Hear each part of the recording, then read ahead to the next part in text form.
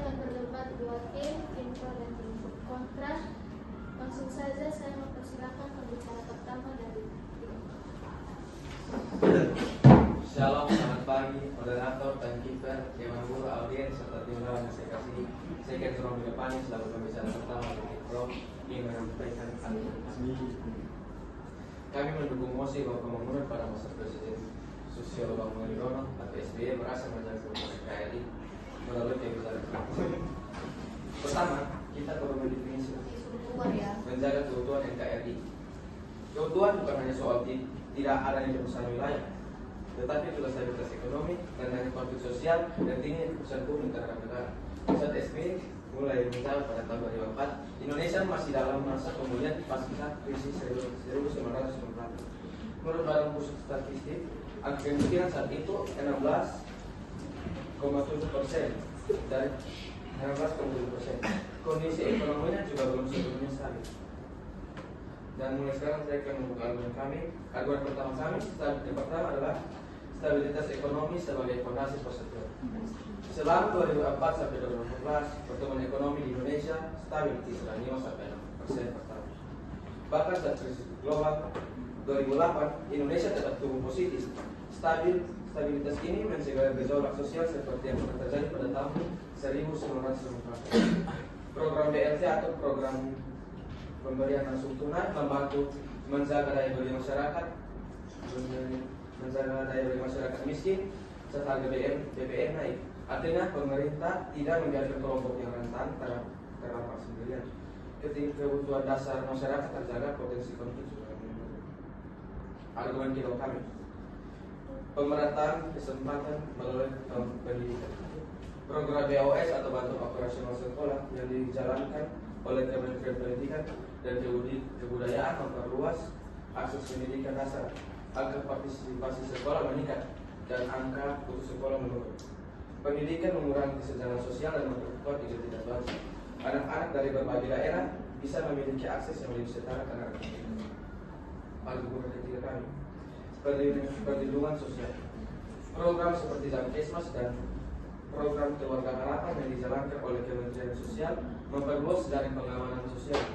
Ketika masyarakat merasa negara hadir dan melindungi, kepercayaan terhadap negara meningkat.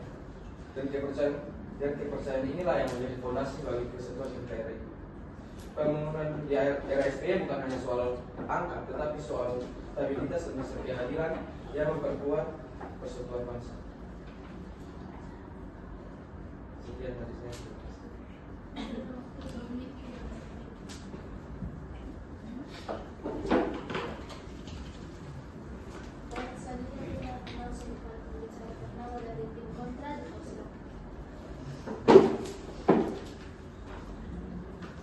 Shalom, selamat pagi moderator, timekeeper, para guru dan juga audiens. Perkenalkan, nama saya Elvira Panwanto selaku pembicara pertama dari tim kontra. Baik, jadi saya ingin tentang argumen yang sudah diberikan oleh tim pro. Pertama-tama terima kasih atas argumen yang sudah Anda berikan, namun kami menolak argumen bahwa pembangunan era Presiden Susilo Bambang Yudhoyono atau yang kita kenal sebagai Presiden SBY telah berhasil dalam pembangunan dan juga dalam menjaga keutuhan NKRI. Baik, jadi memang benar bahwa pertumbuhan ekonomi sudah stabil pada masa tersebut. Namun menurut data BPS, ketimpangan yang dihasilkan melalui rasio ini justru meningkat dan mencapai sekitar 0,41% pada tahun 2011 hingga 2013. Artinya kesenjangan ekonomi semakin melebar dan bahkan membaik. Selain itu, saya ingin membahas tentang apa yang sudah dikatakan oleh tim pro mengenai BLT atau bantuan langsung tunai. BLT menurut penelitian Semeru memang membantu secara jangka pendek. Namun sayangnya program tersebut hanya bersifat sementara dan tidak menyelesaikan akar dari kemiskinan. Justru program BLT ini kalau sering disalahgunakan oleh masyarakat, di mana terjadi banyak kasus korupsi seperti kasus mantan Kadis Murakaran, penyalahgunaan dana desa, dan skala penyalahgunaan bansos, dan masih banyak lagi kasus lainnya yang berhubungan dengan penyalahgunaan BLT ini. Dan ketika program bantuan ini berhenti, masyarakat justru kembali menjadi rentan dan menyebabkan keterbergantungan. Bukan hanya program BLT, melainkan program-program lain seperti BOS dan Jamkesmas yang sudah dikatakan oleh tim pro yang tidak berjalan sepenuhnya efektif dikarenakan program-program ini hanya dijalankan di daerah-daerah terpusat saja, sehingga banyak daerah lain yang malah justru mengalami ketertinggalan. Selain itu, dalam bidang ekonomi, Presiden Susilo Bambang Yudhoyono terlalu bergantung pada ekspor komoditas mentah seperti sawit dan juga batu bara, di mana hal tersebut justru membuat Indonesia rentan terhadap fluktuasi harga global. Data tersebut diambil dari Kementerian Koordinator Perekonomian Republik Indonesia. Lalu saya juga izin membahas pada bidang infrastruktur atau MP3A pada tahun 2011. Menurut laporan resmi Kemenko Perekonomian, memang merealisasikan ratusan proyek, tapi sebagian besar lebih terkonsentrasi di wilayah ekonomi utama seperti Jawa dan Sumatera. Sedangkan wilayah seperti Papua, Maluku, dan NTT masih menghadapi keterbatasan listrik dan jalan. Jika pembangunan belum merata, maka rasa keadilan juga belum sepenuhnya tercapai. Dan tanpa keadilan, kerusuhan NKRI tidak bisa diklaim berhasil di gagas.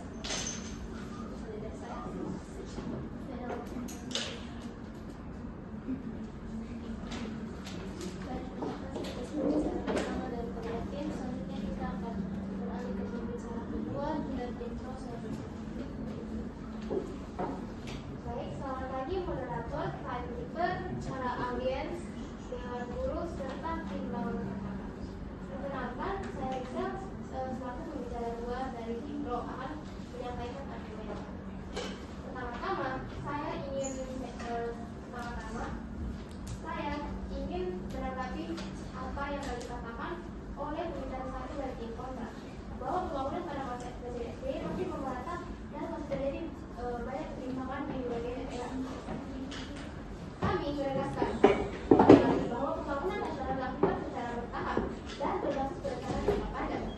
Lalu NPWP pemerintah membagi Indonesia menjadi dua koridor ekonomi yang mencakup Sumatera, Jawa, Kalimantan, Sulawesi, Bali, Nusa Tenggara, serta Papua Maluku. Dokumen resmi Kementerian Koordinator Bidang Perekonomian menjelaskan bahwa strategi ini bertujuan mempercepat pembangunan sesuai potensi masing-masing wilayah. Tim kontra sempat menyinggung persoalan korupsi. Kami menegaskan kembali bahwa pada periode tersebut Lembaga Pemberantasan Korupsi atau KPK masih bekerja secara aktif dan lancar. Laporan Transparansi Internasional menunjukkan adanya peningkatan skor indeks persepsi korupsi Indonesia selama periode tersebut. Penegakan hukum berjalan dan baik di proses resmi. Hal ini menunjukkan sistem pengawasan negara dapat berfungsi. Setelah itu, sekarang saya akan masuki pada argumen pertama kali. Menurut laporan Bank Dunia, Indonesia termasuk negara dengan pertumbuhan ekonomi stabil saat krisis global 2008. Jika banyak negara mengalami kontraksi ekonomi, Indonesia tetap positif. Stabilitas ini menjaga kepercayaan investor dan memperkuat ketahanan ekonomi nasional. Ketahanan ekonomi menjadi dasar utama dan menjaga stabilitas sosial dan politik. Menurut data Badan Pusat Statistik, angka kemiskinan menurun secara konsisten dari sekitar 16% pada tahun 2000 menjadi sekitar 11% pada tahun 2015. Jutaan masyarakat berhasil keluar dari garis kemiskinan. Penurunan ini menunjukkan hasil pembangunan dirasakan secara nyata oleh rakyat. Peningkatan kesejahteraan, memperkuat persatuan bangsa dan menjaga stabilitas nasional. Kemudian, saya akan masuk pada satu program-program yang dilakukan oleh SBY. Pertama adalah BLT, program bantuan langsung tunai. Program bantuan langsung tunai yang dilaksanakan untuk pendampingan dari masyarakat saat terjadi penyesuaian harga BBM.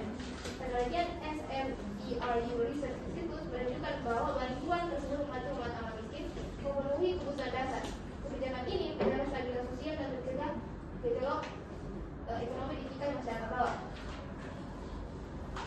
Negara hadir secara langsung dalam lingkungan pakaiannya.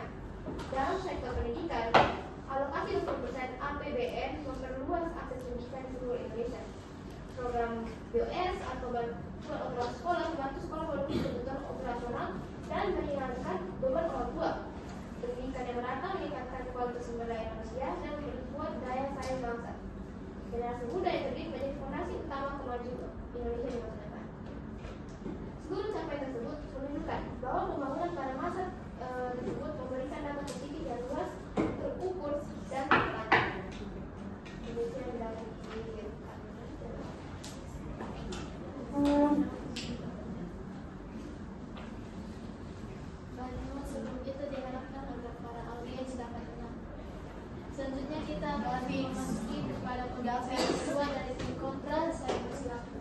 Baik, shalom.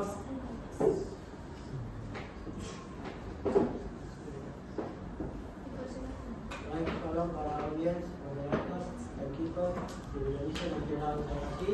Perkenalkan, nama saya Rehat, saya selaku pembicara kedua dari tim Kontra. Yang pertama saya ingin bahas itu mengenai MP3E dan konektivitas nasional. Tim Pro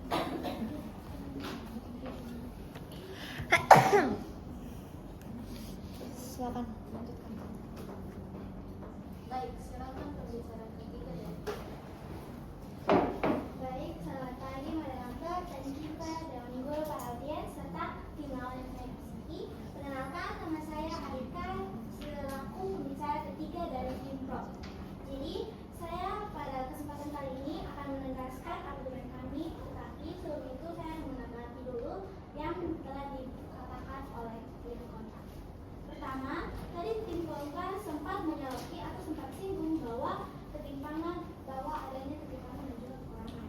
Kami tidak menyangkal bahwa tantangan itu ada, namun mosi ini tidak bertanya apakah pemerintahan tanpa masalah, melainkan apakah pembangunan tersebut berhasil menjawab kebutuhan NKRI atau tidak. Kebutuhan NKRI berarti negara itu stabil, tidak terpecah, tidak mengalami krisis besar, dan masyarakat tetap percaya pada sistem negara. Jadi masuk ke argumen saya, seperti tadi yang dibilang oleh pembicara kedua Pro, saya ingin menekankan kembali bahwa menurut Badan Pusat Statistik, angka kemiskinan pada tahun 2004 turun dari 16,7 ke 11% pada akhir pemerintahan Susilo Bambang Yudhoyono. Ini berarti banyak sekali orang yang keluar dari kemiskinan. Penurunan kemiskinan secara langsung mengurangi potensi konflik sosial. Selain itu, ada juga krisis global 2008. Indonesia tetap tumbuh positif, stabilitas ekonomi. Ini sangat penting karena krisis ekonomi sering menjadi pemicu instabilitas nasional. Tanpa adanya stabilitas ekonomi, keutuhan negara sangat rentan. Namun pada masa SBY, ekonomi pada waktu itu bisa dibilang bagus. Kedua, secara sosial. Kita tahu bahwa pada pemerintahan SBY banyak sekali bansos-bansos seperti BOS, Jamkesmas, dan PKH yang dapat memperluas akses pendidikan dan perlindungan sosial. Negara hadir untuk melindungi kelompok-kelompok rentan. Ketika masyarakat merasa dilindungi, rasa kepercayaan masyarakat kepada pemerintah itu lebih tumbuh. Ketiga, secara politik dan juga kelembagaan. Saat pemilu tahun 2004 dan 2009 berlangsung sangat damai. Transisi kekuasaan berjalan tertib dan pemberantasan korupsi tetap berjalan melalui Komisi Pemberantasan Korupsi. Artinya, sistem negara tetap berfungsi dan bagus pada waktu itu. Selama tahun 2004 hingga 2014, Indonesia tidak mengalami krisis nasional besar. Tidak terjadi disintegrasi wilayah dan stabilitas tetap terjaga meskipun dunia lagi menghadapi krisis yang besar-besaran. Setelah itu, stabilitas ekonomi, demokrasi yang berjalan, dan program perlindungan sosial secara bersama-sama dapat memperkuat legitimasi negara dan persatuan nasional. Keutuhan berarti negara cukup kuat untuk mengelola masalah tanpa luntur. Keutuhan NKRI dan pada masa Presiden SBY, Indonesia terbukti stabil, tumbuh, dan tetap utuh. Karena itu, kami dari tim Pro menyatakan bahwa pembangunan pada masa Presiden SBY berhasil menjaga keutuhan NKRI melalui kebijakan pembangunan yang ada. Terima kasih. Baik, selanjutnya langsung saja kepada pembicara ketiga dari tim kontra.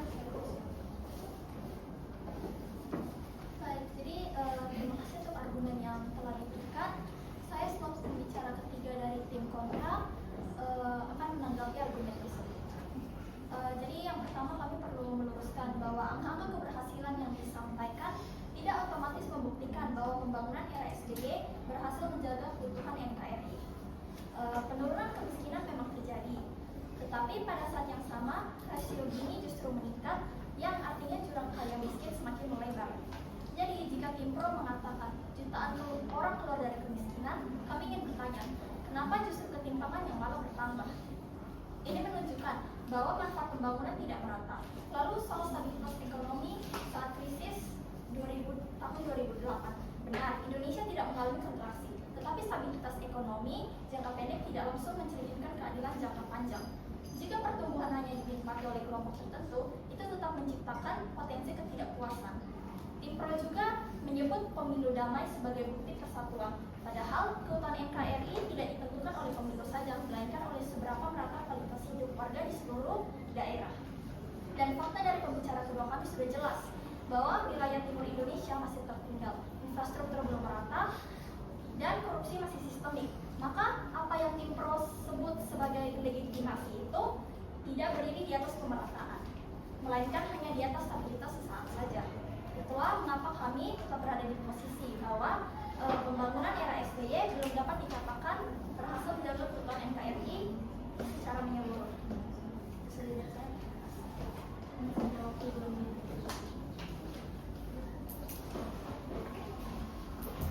Baik, terima kasih kepada pembicara ketiga dari kedua tim.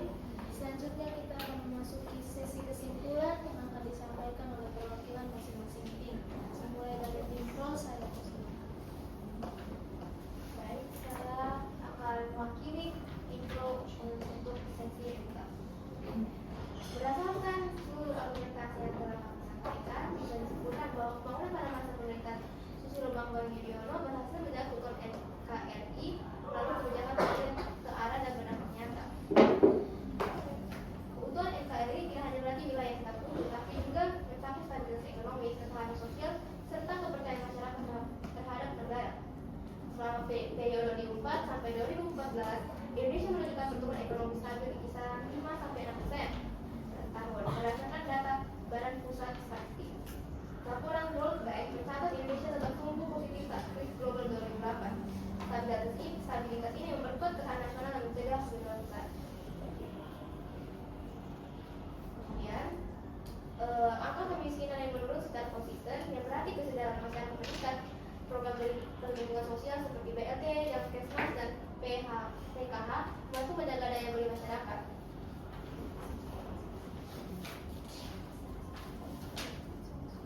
Secara keseluruhan, pembangunan pada masa tersebut memperkuat fondasi ekonomi, meningkatkan kesejahteraan sosial, memperluas akses pendidikan, serta menjaga stabilitas politik dan nasional.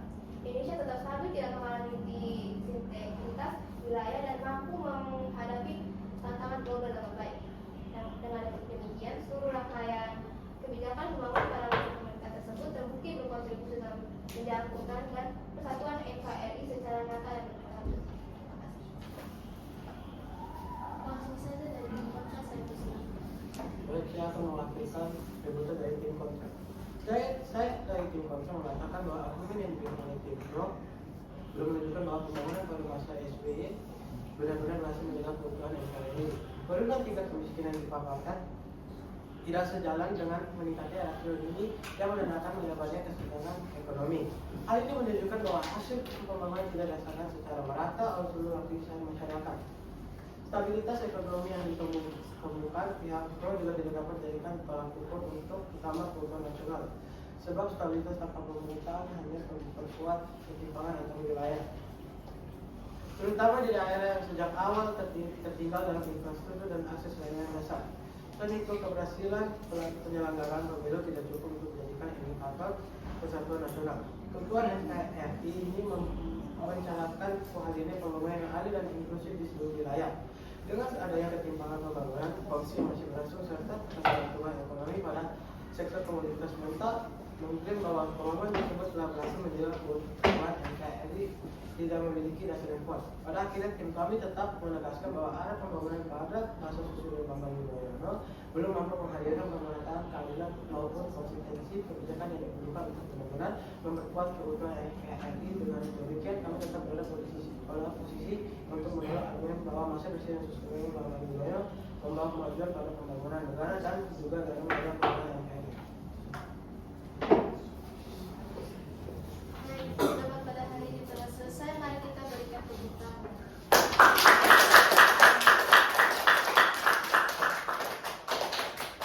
Akhirnya sesi debat pada kasih. Selamat pagi dan sampai jumpa kembali. Gue terus mati. Ibu gue. Oke. Kembali dulu ke tempat ya. Terima kasih.